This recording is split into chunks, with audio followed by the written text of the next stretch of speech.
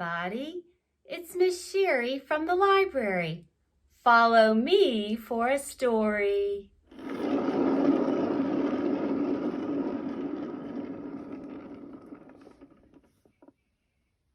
Well, look! Today's story is called Dr. DeSoto by William Steig. Well, I'll be. Look here and see. It's Dr. DeSoto, the dentist, working on someone's teeth. Dr. DeSoto, the dentist, did very good work, so he had no end of patients. Those close to his own size, moles, chipmunks, etc., sat in the regular dentist chair. Larger animals sat on the floor, while Dr. DeSoto stood on a ladder.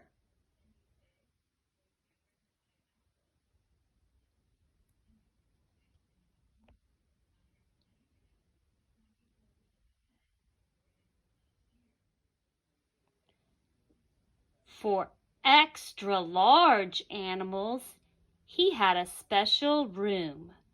There, Dr. DeSoto was hoisted up to the patient's mouth by his assistant, who also happened to be his wife. There's his wife. There he is being hoisted up to be able to work on the animal's teeth. Dr. DeSoto was especially popular with the big animals. He was able to work inside their mouths, wearing rubbers to keep his feet dry, and his fingers were so delicate and his drills so dainty they could hardly feel any pain. Being a mouse, he refused to treat animals dangerous to mice, and it said so on his sign. Dr. DeSoto, dentist. Cats and other dangerous animals not accepted for treatment. When the doorbell rang, he and his wife would look out the window. They wouldn't admit even the most timid-looking cat. One day, when they looked out, they saw a well-dressed fox with a flannel bandage around his jaw.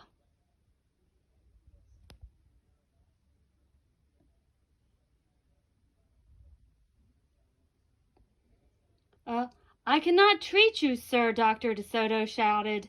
Sir, haven't you seen my sign? Please, the fox wailed, have mercy. I'm suffering. And he wept so bitterly. It was pitiful to see. Just a moment, said Dr. DeSoto. That poor fox, he whispered to his wife. What shall we do? Let's risk it, said Mrs. DeSoto. She pressed the buzzer and let the fox in. He was up the stairs in a flash. Bless your little hearts, he cried, falling to his knees. I beg you, do something. My tooth is killing me. Sit on the floor, sir, said Dr. DeSoto, and remove the bandage, please." Dr. DeSoto climbed up the ladder and bravely entered the fox's mouth. "Ooh, wow," he gasped. The fox had a rotten bicuspid and unusually bad breath. "This tooth will have to come out," Dr. DeSoto announced, "but we can make you a new one." "To stop the pain," whimpered the fox, wiping some tears away. Despite his misery, he realized he had a tasty little morsel in his mouth, and his jaw began to quiver. "Keep open," yelled Dr. DeSoto. "Wide open," yelled his wife. "I'm going to give you gas now," said Dr. DeSoto. "You won't feel a thing when I yank that tooth." Soon the fox was in dreamland. Yummy," he mumbled. "How I love them raw, with just a pinch of salt and a dry white wine." They could guess what he was dreaming about. Mrs. DeSoto handed her husband a pole to keep the fox's mouth open. Dr. DeSoto fastened his extractor to the bad tooth. Then he and his wife began turning the winch. Finally, with a sucking sound, the tooth popped out and hung swaying in the air. "I'm bleeding," the fox yelped when he came to.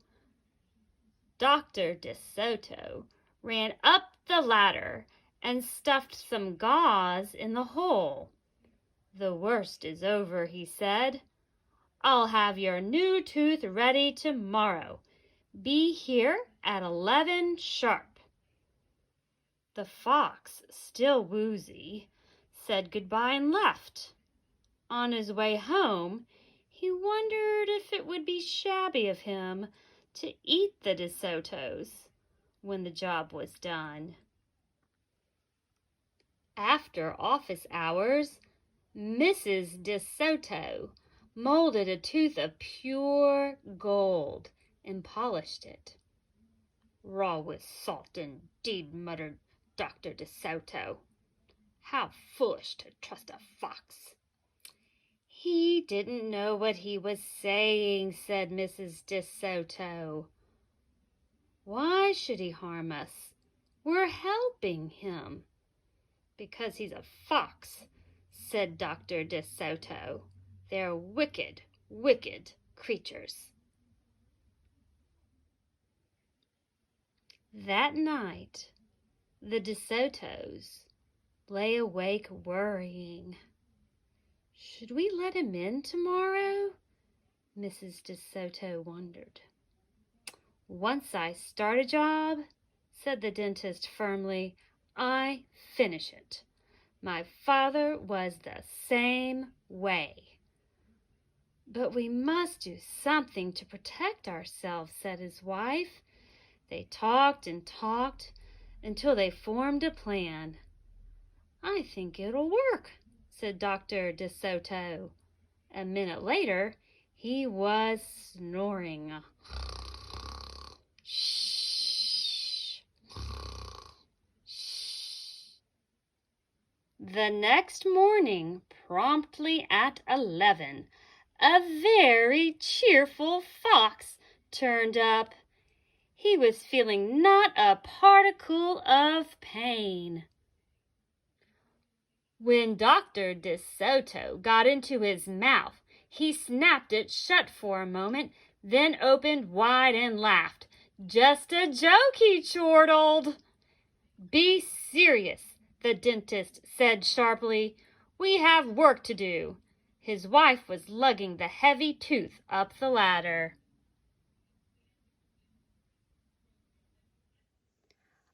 "Oh, I love it!" exclaimed the fox. "It's just beautiful." Dr. DeSoto set the gold tooth in its socket and hooked it up to the teeth on both sides.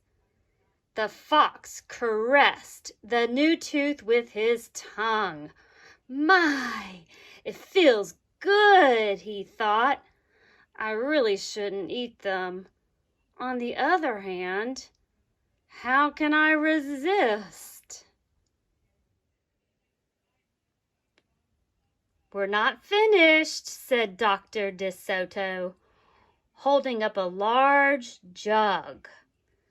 "I have here a remarkable preparation developed only recently by my wife and me. With just one application, you can be rid of toothaches forever. How would you like to be the first one to receive this unique treatment?" "I certainly would," the fox declared. "I'd be honored." He hated any kind of personal pain. "You will never have to see us again," said Dr. DeSoto. "No one will see you again," said the fox to himself. He had definitely made up his mind to eat them with the help of his brand new tooth. Dr. DeSoto stepped into the fox's mouth with a bucket of secret formula and proceeded to paint each tooth. He hummed as he worked. Mrs. DeSoto stood by on the ladder, pointing out spots he had missed. The fox looked very happy. When the dentist was done, he stepped out. "Now, close your jaws tight," he said, "and keep them closed for a full minute." The fox did as he was told.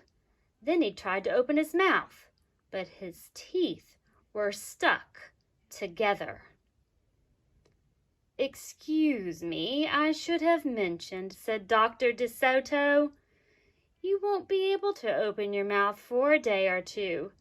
The secret formula must first permeate the dentine. But don't worry, no pain ever again."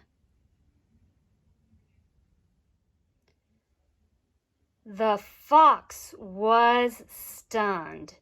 He stared at Dr. DeSoto and then at his wife. They smiled and waited.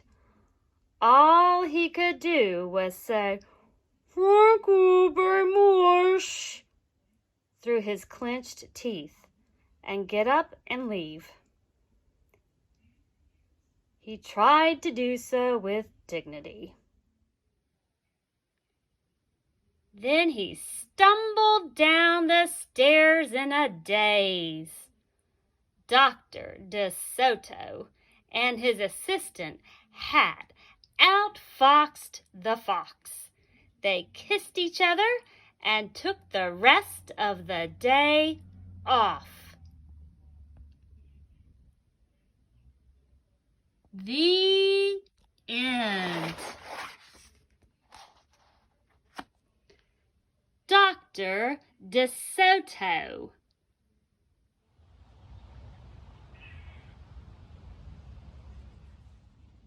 Hi, everyone. Robbie Mouse and I really enjoyed that story. We have a little song. Way to go, Dr. DeSoto. Way to go, Dr. DeSoto. Go, go, Dr. DeSoto. Way to go.